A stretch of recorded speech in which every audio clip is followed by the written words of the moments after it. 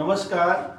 और आज हम लोग जानेंगे कि जो ब्रेन के पैथोलॉजी होता है, जो दिमाग की बीमारी होती है, जैसे कि बहुत लोगों का होता है कि कोई चीज़ याद नहीं होता है या जो चीज़ याद है वो भूलने लगते हैं, जिसको अल्जाइमर डिजीज बोलते हैं। बहुत लोगों का हाथ पैर कांपते रहता है, जिसको पार्किंसोनिज्म बोला जाता है। या आँख का मैं दो बीमारी बताता हूँ, उसका हिंदी तो मेरे को भी नहीं मालूम है।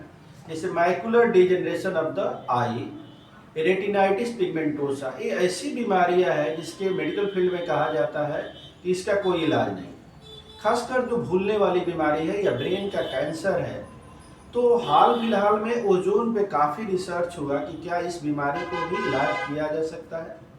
तो इस तरह की बीमारी के लिए ओजोन जिस माध्यम से दिया जाता है वो कान में दिया जाता है। आपको सुन के हैरानी होगी कि क्या कान में भी ओजोन दिया जा सकता है?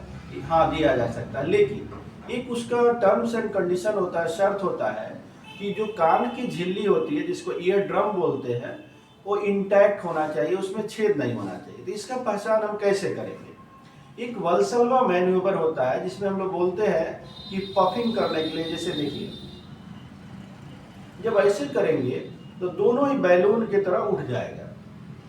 अगर जिसका ईयर परफोरेशन रहेगा तो इस साइड वाला या इस साइड जिधर भी परफोरेशन होएगा उधर उसको पफिंग नहीं कर पाएगा। तो वैसे केस में हम लोग फनलिंग करते हैं, डायरेक्ट जो है स्टेथोस्कोप के थ्रू नहीं देते हैं। अब हम लोग जानेंगे कि क्या कितने टाइम देना होता है, कितना कंसंट्रेशन देना होता है, क्या फ्लो रेट होता है। तो इसका जो कंसंट्रेशन होता है, जो दिमाग से जुड़ी हुई बीमारियां हैं, जैसे कि हेमीप्लेजिया, पैराप्लेजिया, जिसको लकवा बोला जाता है, या पार्किंसोनिज्म हो गया जिससे बोला जाता है कि हाथ पैर कांपने लगता है या बंदे धीरे धीरे चलने लगता है, या अल्जाइमर बीमारी है जो कि इसमें याददाश्त जाने लगता है, ब्रेन का कैंसर हो गया। तो ऐसे हालात में 40 से 50 माइक्रोग्राम पर एमएल जो है कंसंट्रेशन होता है, और जो ओजोन का फ्लो रेट होता है वो 120 माइक्रोग्राम पर एमएल होता है। और जो टोटल टाइमिंग देते हैं हम लोग 15 मिनट देते हैं।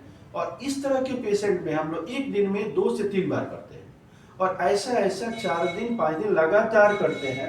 तो देखा गया है कि वैसे बच्चे जो कि जिनका डिले माइलस्टोन है, मान लीजिए कि बच्चा 3 साल का हो गया, चल नहीं रहा है या बोल नहीं रहा है, या ऑटिज्म है, बच्चा बोल ही नहीं रहा है, वैसे केसेस में बहुत ज़्यादा फायदा होता है। और उसका लेने का तरीका है कि पहले कान का जो बाहरी पार्ट है उसमें कॉटन से गीला करके 1 या 2 ड्रॉप वाटर दिया जाता है।